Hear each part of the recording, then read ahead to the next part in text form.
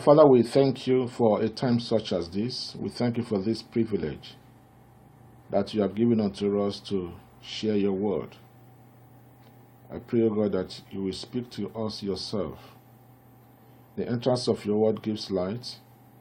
It gives understanding to the simple. I pray, O God, that this will be fulfilled in our lives. Let your word bring light into us. Thou God who caused light to come out of darkness, you cause the light of the gospel to shine in our hearts, Lord, at all times, Lord, and always, Lord. Father, we bless you. In Jesus' name we pray. Amen. Today we want to look at the topic titled Christ's Teachings on Sin, Repentance, Forgiveness, and Restoration. Remember, for the past few weeks we've been talking about God's kingdom. And Christ uses the parables to explain the principles of God's kingdom.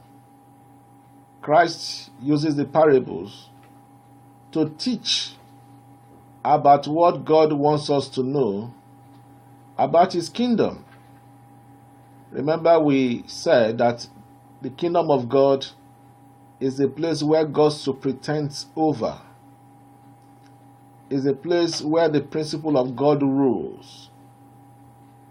It's a place that people who are part of that kingdom submit themselves to the authority of the Lord Jesus Christ.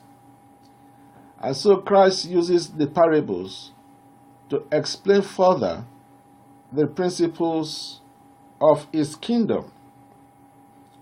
Last week we talked about the parable of the rich ruler who was very covetous. This man didn't have place for God in his life. He was more interested on earthly acquisitions. And at the end of the day, this man had himself to blame. Why? Because he didn't have a place for God in his life.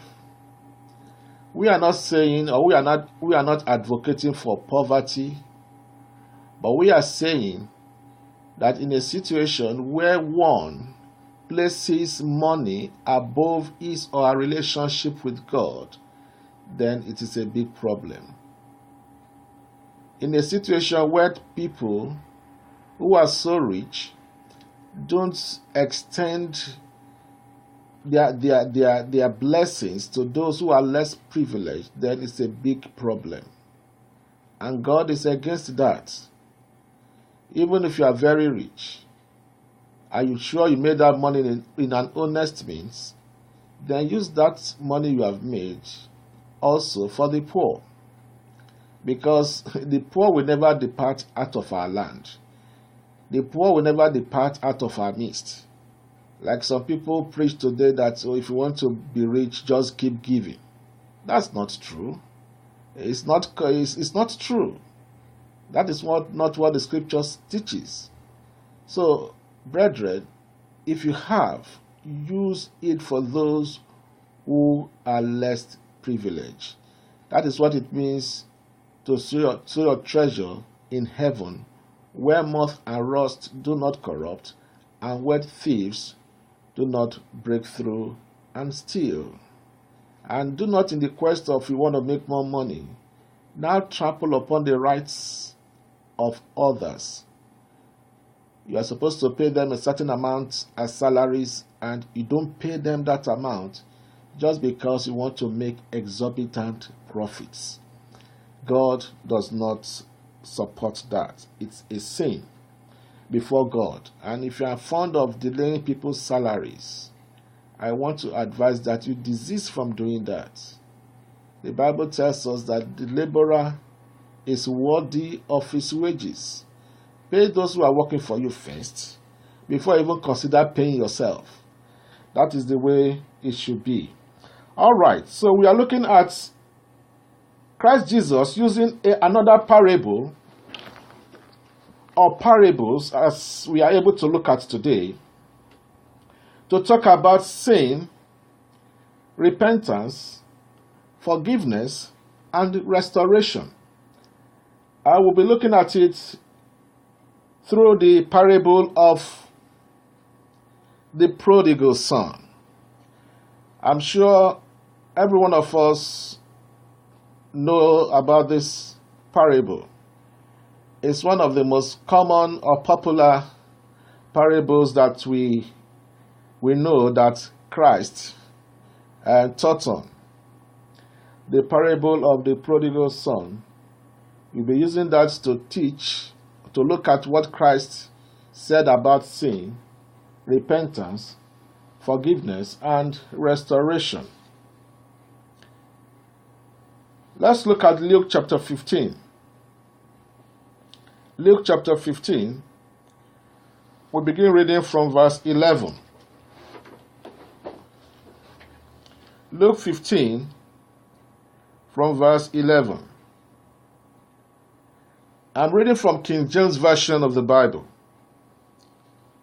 In fact, that's the version of the Bible we use, and I recommend that you use it. And he said, a certain man had 2 sons. And the younger of them said to his father, Father, give me the portion of goods that falleth to me. And he divided unto them his living. And not many days after, the younger son gathered all together, and took his journey into a far country, and there wasted his substance with riotous living. Now, if you look at this Luke chapter 15, if you look at the first 10 verses that we read for the Bible reading, Christ was talking about the lost. The lost are those who are not in Him, those who do not know the Lord. People who you and I will consider as sinners. People who do not have a relationship with the Lord Jesus Christ. These are the people we consider as the lost. People who, God forbid, if they died today, they will not be in heaven. These are the people we consider as the lost. And this parable tries to show the interest that the Lord Jesus Christ has for the lost. If you go back a bit to verse 1 of that chapter 15 of Luke, the Bible says, Then drew near unto him all the publicans and sinners for to hear him. All the publicans, the people that the Jewish leaders considered as sinners, the people that the Jewish leaders saw as agents of the devil, the people that the Jewish leaders did not even consider in the scheme of things. These are the people that the Jewish leaders have discountenanced.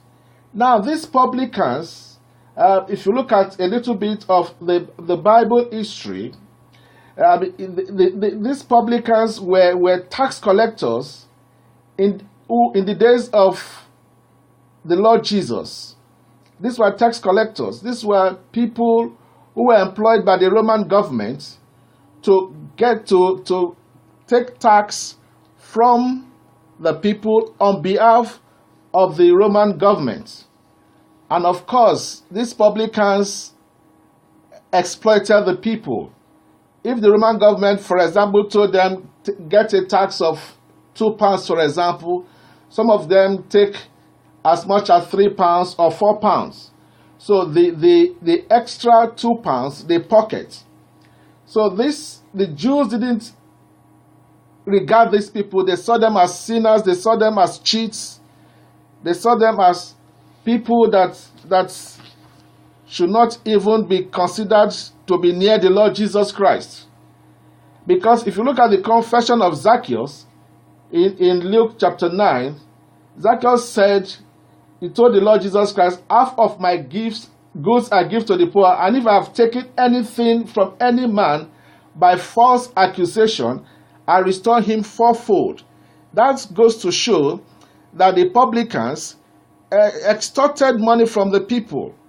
So he said, look, ways that I've taken more money, I want to restore back fourfold. So it shows that these publicans were extortionists. They extorted money from the people. And because of that, the Jewish leaders never expected that the Lord Jesus Christ will have a dealing with such people.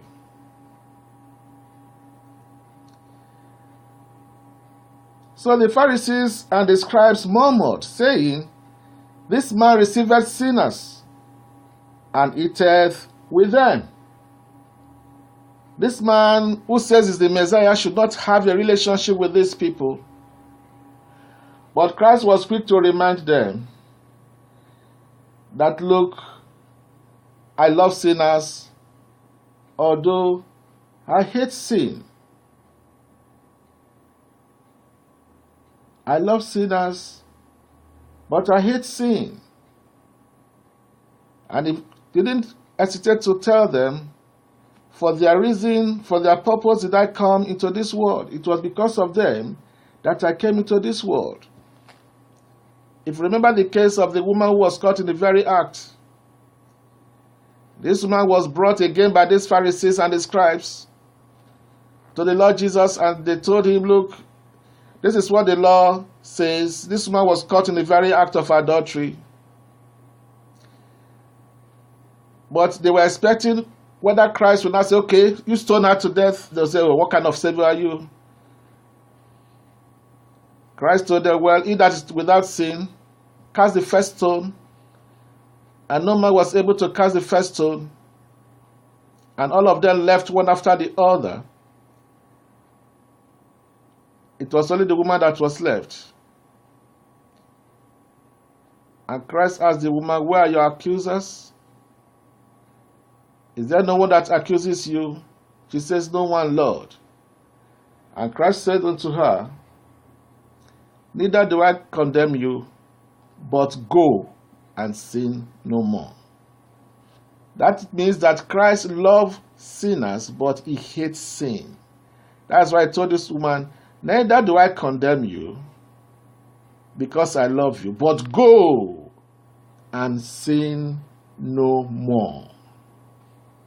So Christ could not cast sinners away, because it was for us sinners that he came. The first thing that was said about Christ in the book of Matthew was that he will come to save his people from their sins. Matthew chapter 1, verse 21. And she shall bring forth a son, and thou shalt call his name Jesus, for he shall save his people from their sins. He will save his people from their sins. And he says in Luke chapter 19, verse 10. Luke chapter 19, verse 10. For the Son of Man is come to seek and to save that which was lost. Christ came to save sinners. Christ came to deliver people from their sins. So let's go back to the parable of the prodigal son. So the younger of the two sons of this man came to his father because he wanted independence. He wanted to be free from his father. He wanted to be on his own. And he told his father, give me all that pertains to me, all that is due me, whatever you have for me in your will, give it unto me. I'm sure his father would have told him, son, you have not reached the age yet to be independent of me. Why not stay with me and let's be together? But this boy would have insisted, no, I just want all that pertains to me. Like many children today will not listen to their parents. They want to be independent of their parents as early as 10 years old.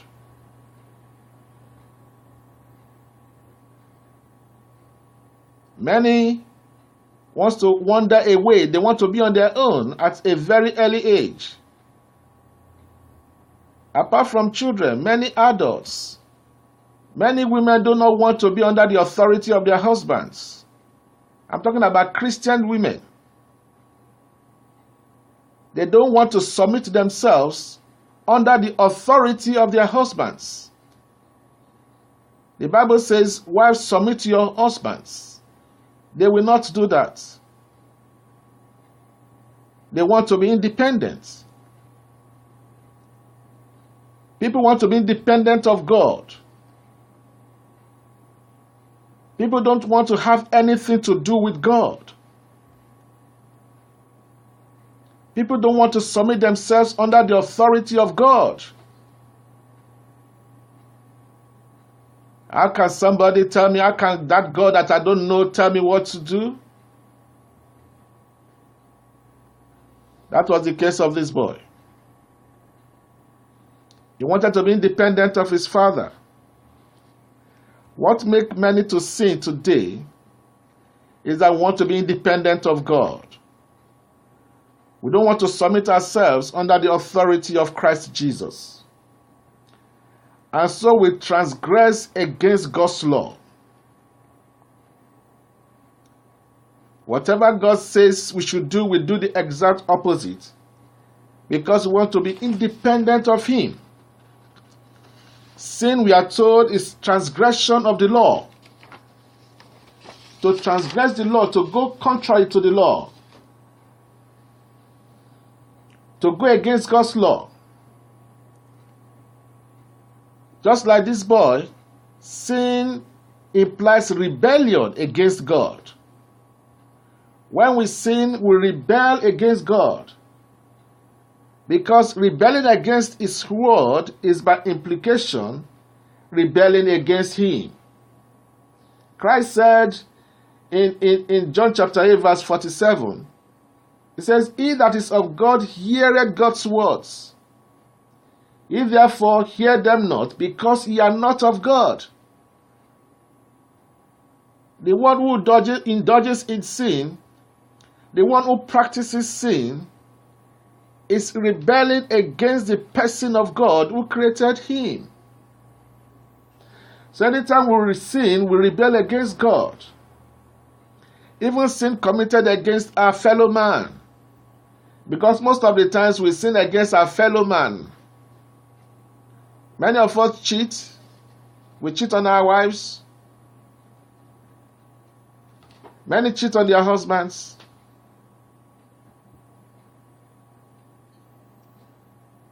Those actions is not really to your wife or to your husband. It's actually to God. Remember the case of David. When he went to Bathsheba, and by the time God sent Nathan the prophet unto him and he realized the evil in that he had done, what was his prayer? He says, "Against thee," he was referring to God, "thee only have I sinned, and I have done that which is evil in thy sight." So anytime we sin, it is sin against God. Remember, we are talking about sin, repentance, forgiveness, and restoration. Brethren, sin is deeper than what most of us can ever imagine. Because like we said, sin is an indication that we want to be independent of God. Like this young man, it's an indication that we don't want to submit ourselves to the authority of God. And of course, this is one of the characteristics of the devil. What sent the devil out of heaven was because of what? He wanted to be independent of God. If you turn with me to Isaiah chapter 14. Isaiah chapter 14. I'll read verses 12 to 14. Isaiah 14, verses 12 to 14. How art thou fallen from heaven, O Lucifer, son of the morning? How art thou cut down to the ground, which didst weaken the nations? For thou hast said in their heart, I will ascend into heaven. I will exalt my throne above the stars of God. I will sit also upon the mouth of the congregation in the sides of the north. I will ascend above the heights of the clouds. I will be like the Most High.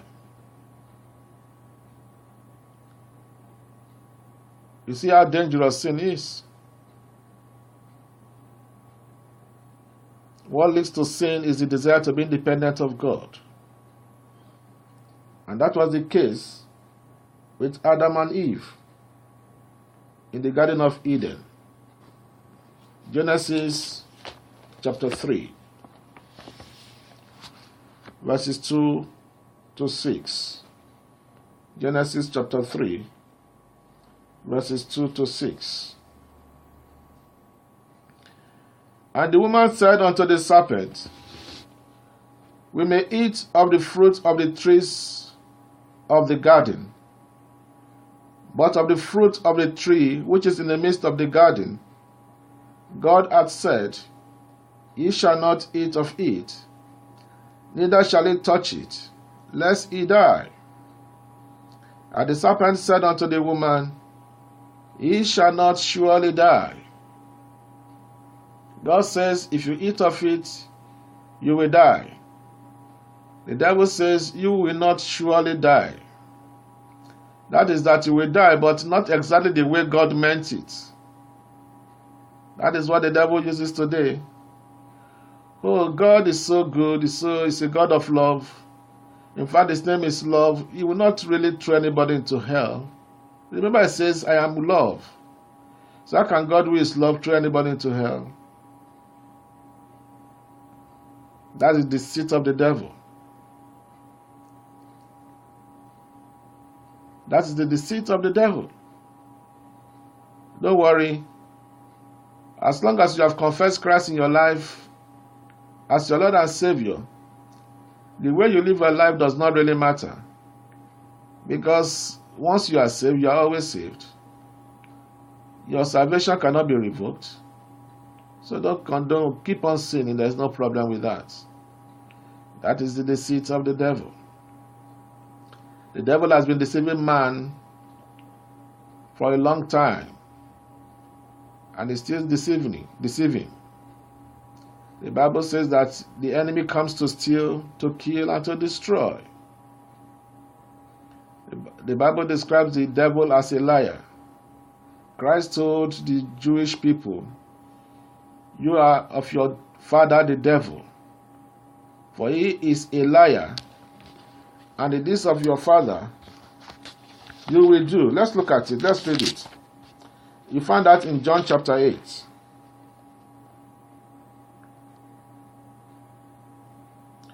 John chapter 8 verse 44.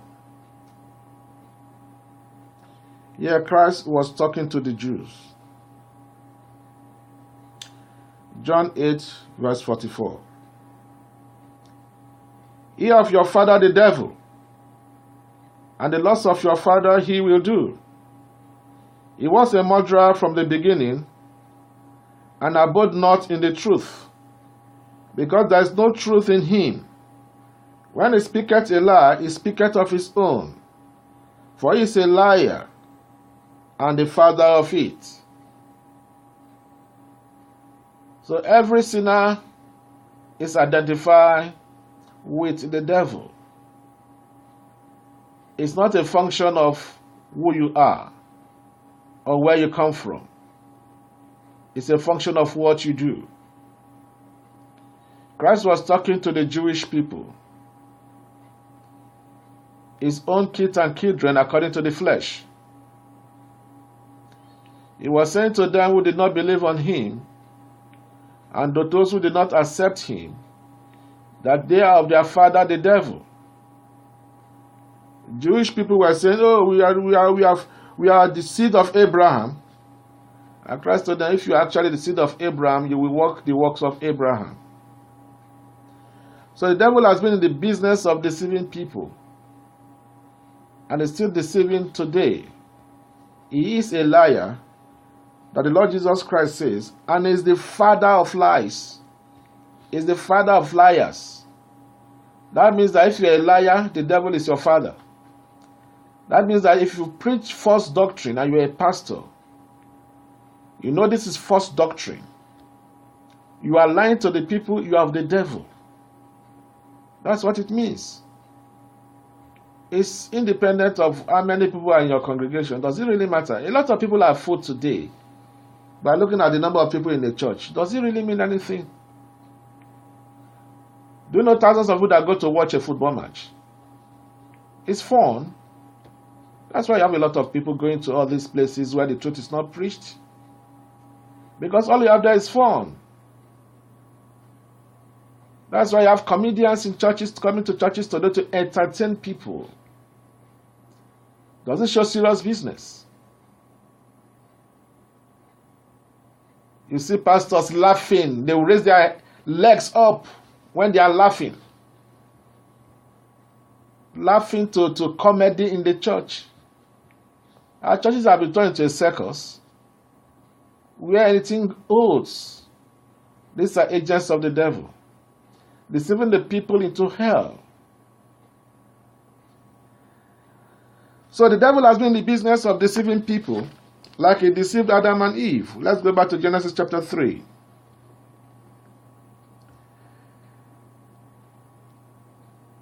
Verse 4. And the serpent said unto the woman, He shall not surely die. He lied to her. For God doth know that in the day ye eat thereof, then your eyes shall be opened, and it shall be as gods, knowing good and evil. That was the attraction to the woman. You shall be like gods. You shall be like God.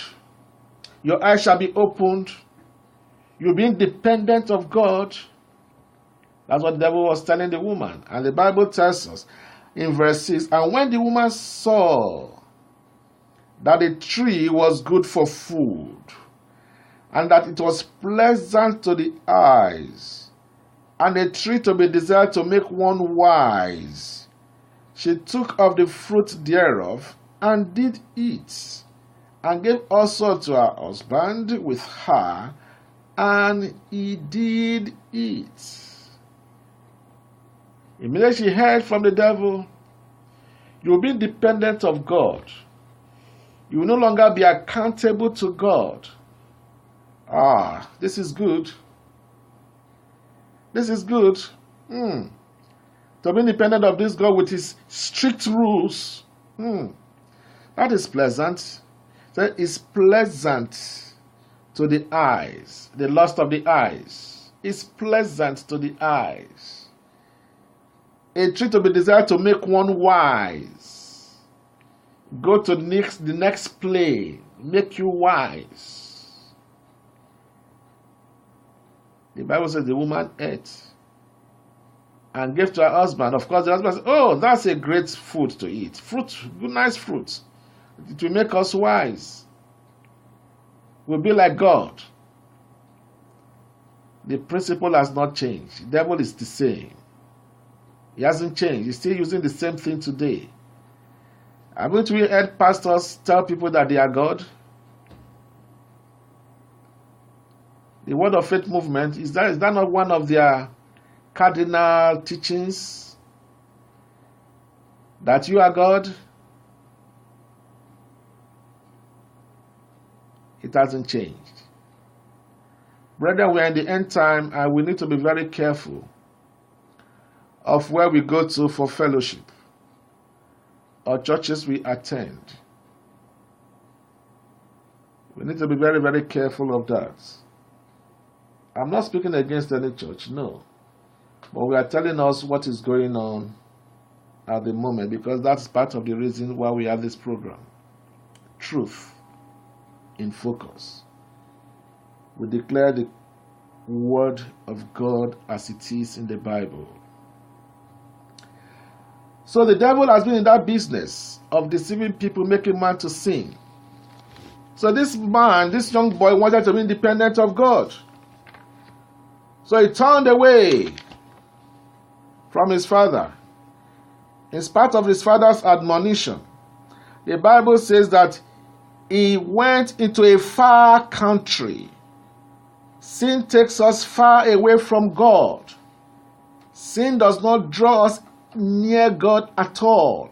It drives us far away. It removes us from God's presence. Because remember, immediately Adam and Eve ate of that fruit, the fruit of knowledge of good and evil. The Bible says that they ran away from God. Even when God appeared, Adam, where art thou? They hid themselves from God. They said they were naked. That is what sin does in the life of a person. It makes the person naked.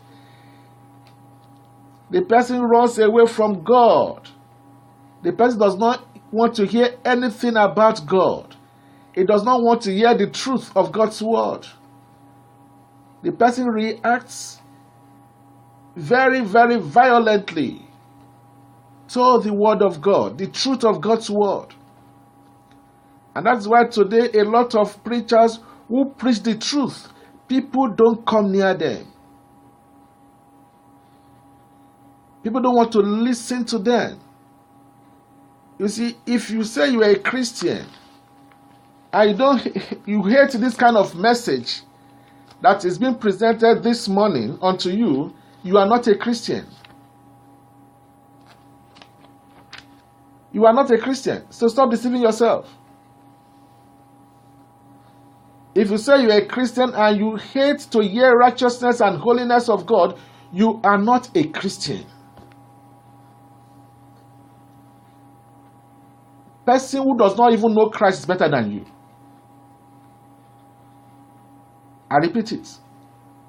If you are listening to the sound of our voice this morning, we are talking about sin, repentance, forgiveness, and restoration, and you hate such messages, I want to tell you that you are not a Christian. And you need to repent. Because if you have the Spirit of God in you, it is the message that talks about God's holiness and righteousness that will interest you. Not the message that talks about money or how to live a life of sin and then you still receive God's blessings.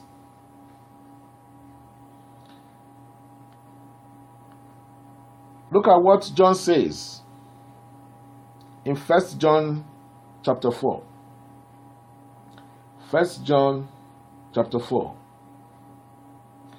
Verse 6. Here John says, we are of God. He that knoweth God heareth us. He that is not of God heareth not us. Whereby we know the spirit of truth and the spirit of error. You cannot be in the truth and be in error at the same time. It's not possible. John says this very clearly. We are of God. It is established that we are of God because we preach the gospel of Christ. He that knoweth God heareth us. He that is not of God heareth not us. Hereby know we the spirit of truth and the spirit of error. So if you react in an unpleasant way to somebody bringing you the message of holiness and righteousness, you react in an unpleasant way to it, you are not a Christian, you are not a child of God. I need to repent of your sins.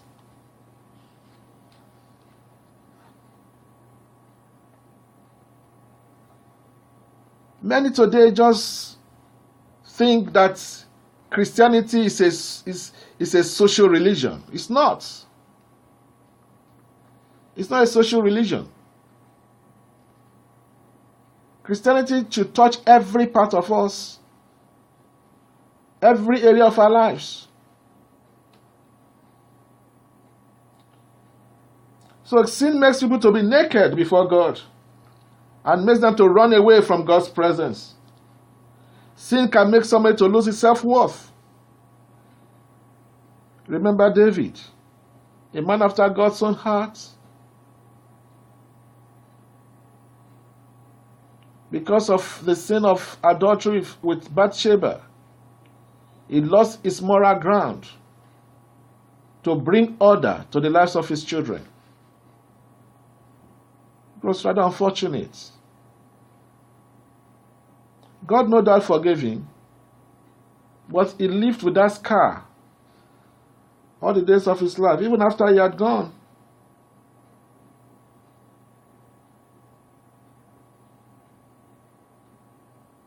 He left that scar. If you look at 1 Kings chapter 15.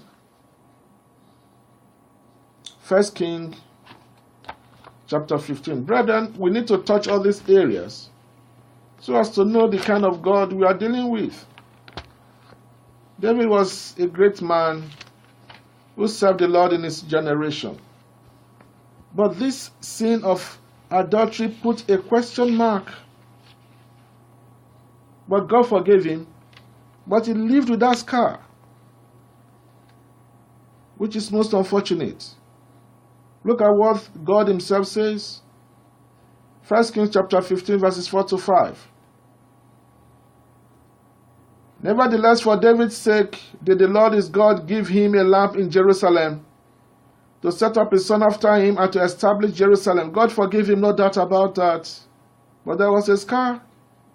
Because David did that which was right in the eyes of the Lord, and turned not aside from anything that he commanded him all the days of his life, save only in the matter of Uriah the Hittite. Save only. That was a scar. But like I said, God forgave him. See, there are sins we commit, and it will leave a scar on us forever. Even though God has forgiven us, that scar is there. People who live immoral lives and then they contact STDs. Yes, they come to the Lord later and repent of their sins, but those sicknesses still remain with them. Somebody who loses a womb because of abortion, loses a womb, even if when the person gives a life to Christ, the harm is already done. God may decide to restore a womb. I don't know. He may decide not to. The person will be childless.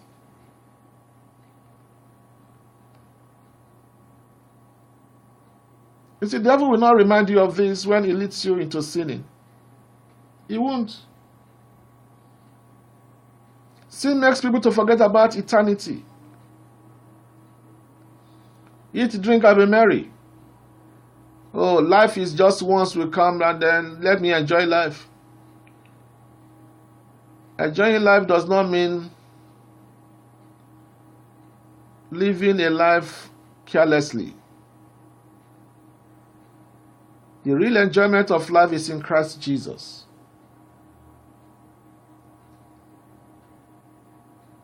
So, brethren, that was the state of this boy. He went into a riotous living. And the Bible says in St. Luke chapter 15, let's go back there, from verse 14. And when he had spent all, there arose a mighty famine in that land, and he began to be in want. You see, when he left his father, he never knew that there would be famine. The devil will not tell him that. And he went and joined himself to a citizen of that country. And he sent him into his fields to feed swine. That is what sin does. It makes life worse and worse for the person. No person who lives a sinful life will enjoy life.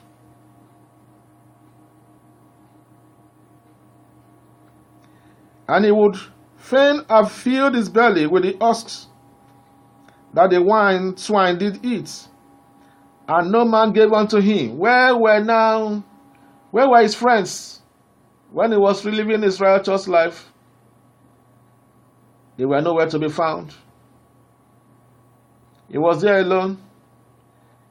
Do you know, brethren, that we are accountable to God alone? And that is why we are warned not to join the multitude to sin. Because each of us will stand before the judgment seat of God alone to show the works of our hands. Your wife will not be with you on that day. Neither will your husband be with you on that day. Your children will not be with you on that day. Neither will those your friends that join you in sinning be with you on that day.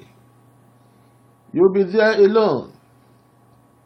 Many today don't follow the teachings of Christ because of their friends. They don't want to injure the feeling of their friends. They want to be seen as belonging to the happening people.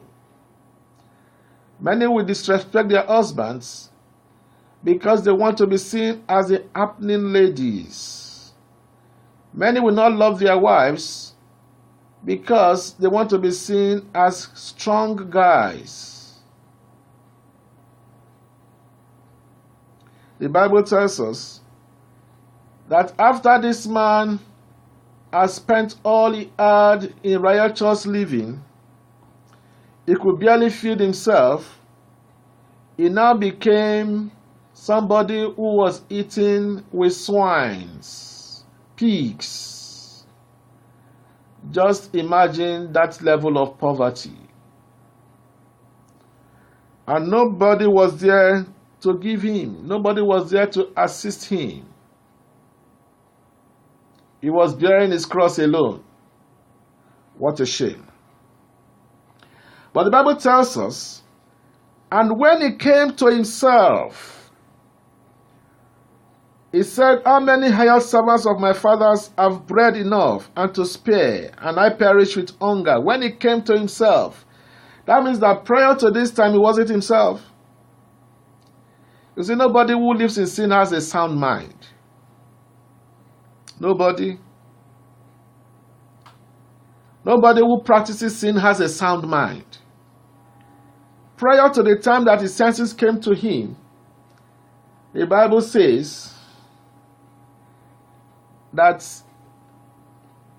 means he didn't realize what he was doing. Because it says, when he came to himself. So when he was living that riotous life, he wasn't himself. The boy saw his pathetic state. And that was what led to his repentance.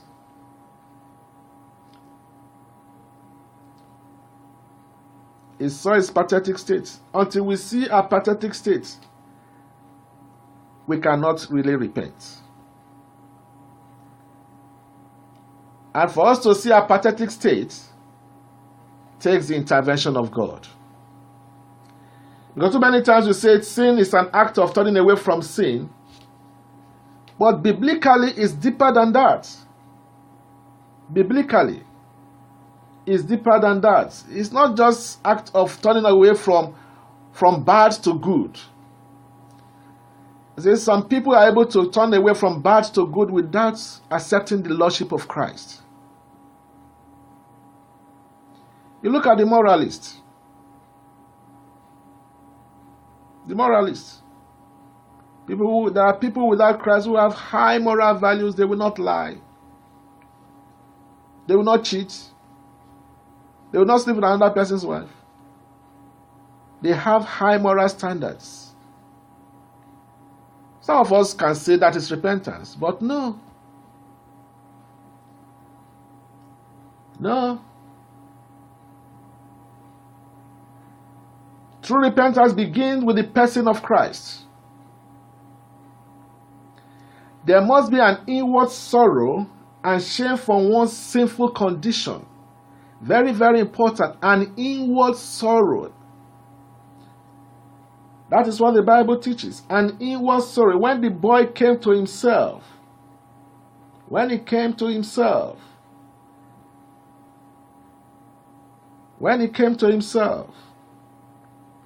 prior to that, there was no inward sorrow.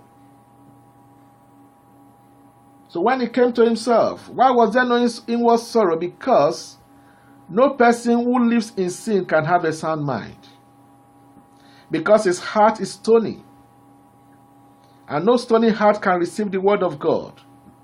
It takes the intervention of the Holy Spirit to point a sinner to a sinful condition and to seek help in Christ Jesus. So the inward sorrow begins when the Holy Spirit draws us near Him and opens our eyes to see our sinfulness. Let's look at John chapter 6. John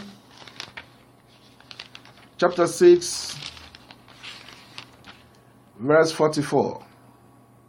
Christ said, "No man can come to me except the Father who hath sent me draw him, and I will raise him up at the last day." No man can come to me except my Father who has sent me draw him near, and I will raise him up at the last day. It's only the Holy Spirit who is able to make us see our sinful conditions. And so when we are praying for the salvation of soul of somebody, we pray that the Holy Spirit will open the eyes of the person to see his sinful spiritual condition.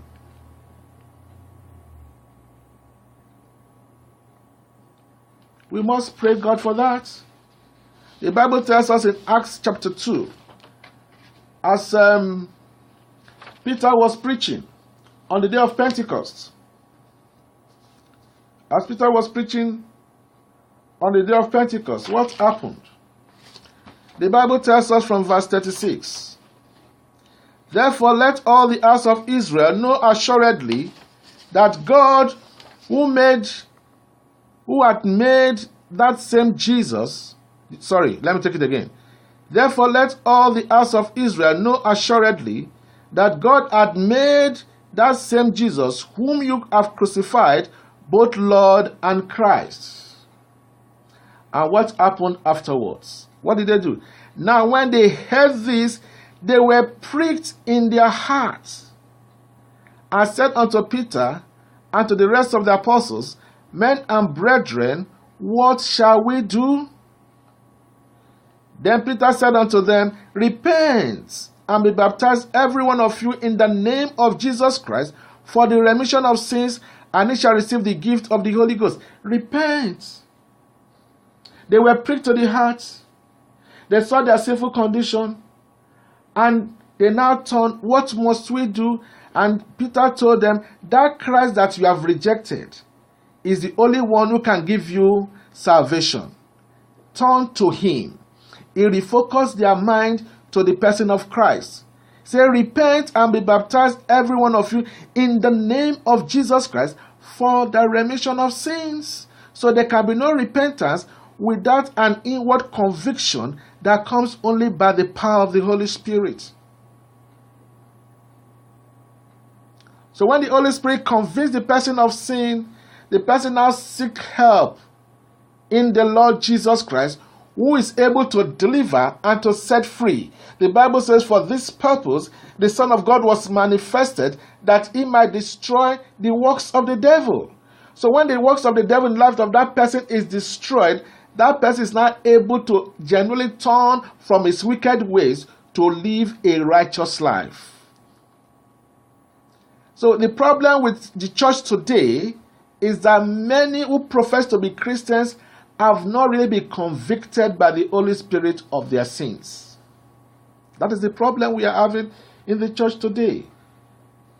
Many have not been convicted of their sinful lifestyles. That is the reason you hear people, I still smoke, God will still touch that area. I still fornicate, I'm still working, but I know I'm a child of God. No.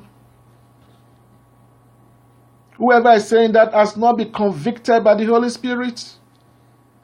Because when we are convicted by the Holy Spirit, we see our sinful states and we no longer want to go back to that way. The Bible tells us that if any man be in Christ Jesus, is a new creature, all things are passed away, behold, all things are become new.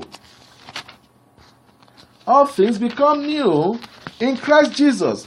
Our old lifestyles goes away. We don't practice those things because of the inward conviction that the Holy Spirit has done inside of us.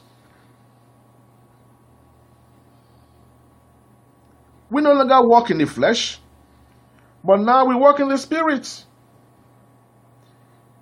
Look at what the writer of Acts says. Luke the physician says in the book of Acts chapter 26 verse 20. But showed first unto them of Damascus and at Jerusalem and throughout all the coast of Judea, and then to the Gentiles, that they should repent and turn to God and do works meet for repentance. Do works meet for repentance. So this boy, when his senses came back to him, went to his father. He pleaded with his father. He says to his father, Father, in verse 20. Verse 20 says, and he arose, because when his senses came to him, he realized the state he was. He told himself, I will arise and go to my father, and I will say to him, Father, I have sinned against heaven and before thee, and am no more worthy to be called a son. Make me as one of the higher servants. And he arose and came to his father. But when he was yet a great way off, his father saw him and had compassion, and ran and fell on his neck and kissed him. And the son said unto him, Father, I have sinned against heaven. He was confessing, asking his father for forgiveness. I have sinned against heaven and in their sight, and am no more worthy to be called their son. But the father said to his servants, Bring forth the best robe, and put it on him, and put a ring on his hand, and shoes on his feet. And bring either the fatted calf, and kill it, and let us eat and be merry. For this my son was dead, and is alive again. He was lost, and is found. And they began to be. No matter how deep your sin may be, if you sincerely come to the Lord, God will forgive you. God will cleanse you. He says, Come now and let us reason together. Though your sins be as scarlet, they shall be as white as snow. Though they be red as crimson, they shall be as wool. The purpose for which the Son of God was manifested is that he might destroy the works of the devil. And when you come unto him, he is able to restore you. He said, I will restore unto you the years that the locust had eaten, the cankerworm, the caterpillar, the palmerworm. Those lost years, is able to restore them back if we come unto him. If we seek him with a sincere heart, when we come unto him just as we are without one plea and ask him for forgiveness, he is able to do it. And there is joy in heaven, brethren, for every sinner that comes to the Lord Jesus Christ. Because the Lord himself confirmed it in Luke chapter 15 verse 7. He said, I say unto you that likewise joy shall be in heaven over one sinner that repenteth, more than over 99 just persons that need no repentance. And verse 10, he reemphasizes that. Likewise I say unto you, there is joy in the presence of the angels of God over one sinner that repents. Think about it, brethren. God loves you. God loves me. That is why he sent his only begotten Son. And he said that whosoever believes in him should not perish but have everlasting life. For God sent not his Son into the world to condemn the world, but that the world through him might be saved. He that believes is not condemned, but he that believes not is condemned already, because he had not believed in the name of the only begotten Son of God.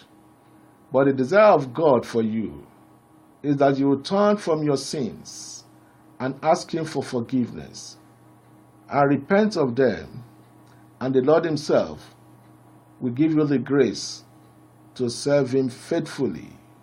And when the trumpet shall sound, you shall be changed in a twinkling of an eye, and you'll be with him in glory. We will all be with him in glory, even as we live for him. In Jesus' name, amen.